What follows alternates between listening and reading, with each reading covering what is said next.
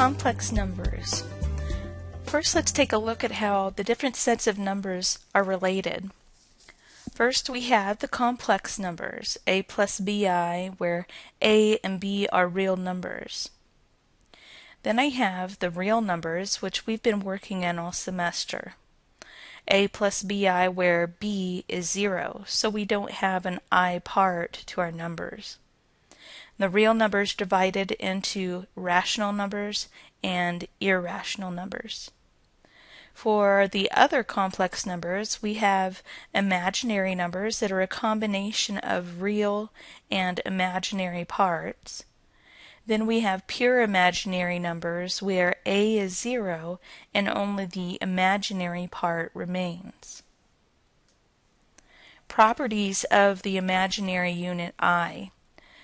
I is the square root of -1, and I squared is -1.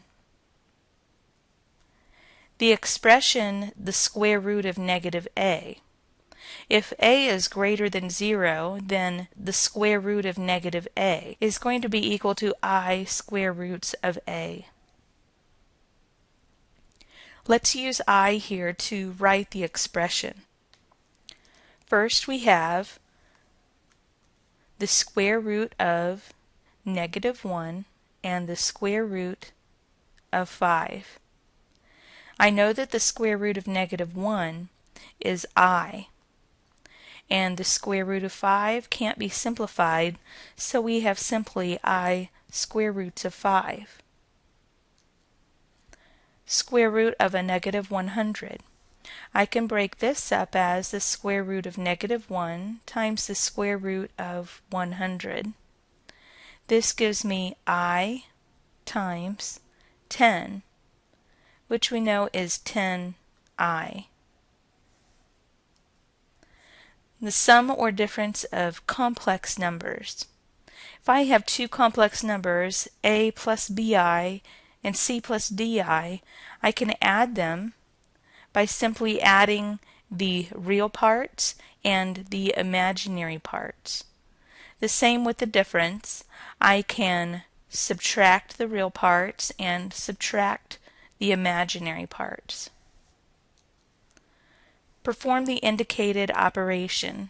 Write the expression in standard form. Here the operation is that I'm adding. So I have an 1 plus 5 is 6, and -i plus -7i is -8i. Here I'm subtracting. So I have 2 minus 1 is 1, and a -7i minus 2i is -9i. Here my operation is multiplication. These parentheses are set right next to each other. So when I'm going to multiply these, I need to FOIL. I'll go 3 times -1 is -3.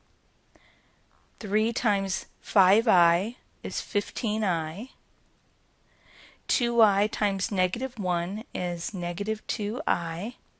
And 2i times 5i is a positive 10i squared. Now we have like terms that we can put together, and I also have an I squared. So that gives me a -3, a positive 13i, and a positive 10 times -1, because I know that I squared is -1. This gives me a -3 plus 13i minus 10, which is in a plus bi form, -13 plus 13i.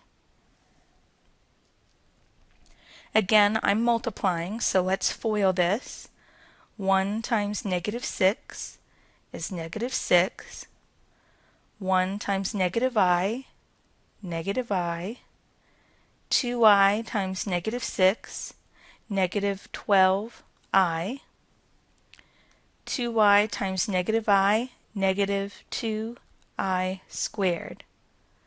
So this gives me a negative 6, a negative 13i, and a negative 2 times negative 1.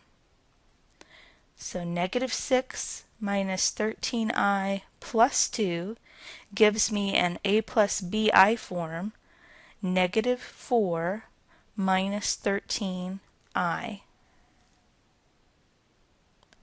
Again, I'm multiplying here, simply a monomial by a monomial. So I have negative 4 times 5 is negative 20, and I times I is I squared. So this is negative 20 times negative 1, which gives me a positive 20.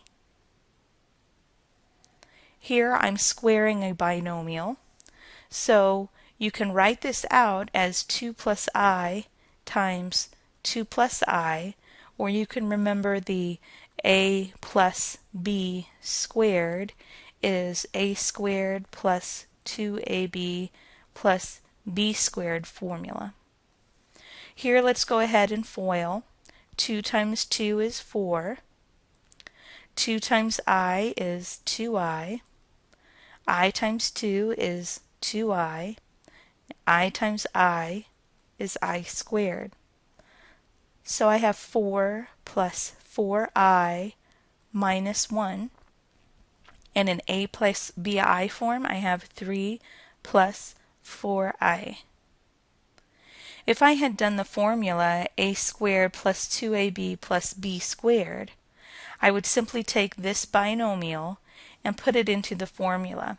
I square the first term, I square the last term, and I multiply 2 times the first times the second, so 2 times 2 times I, and that gives me 4 plus 4i plus a negative 1, which is going to be 3 plus 4i. It really is your preference whether you want to go ahead and FOIL or use the formula. That covers this section. Go ahead and try your homework and be sure to let me know if you have questions.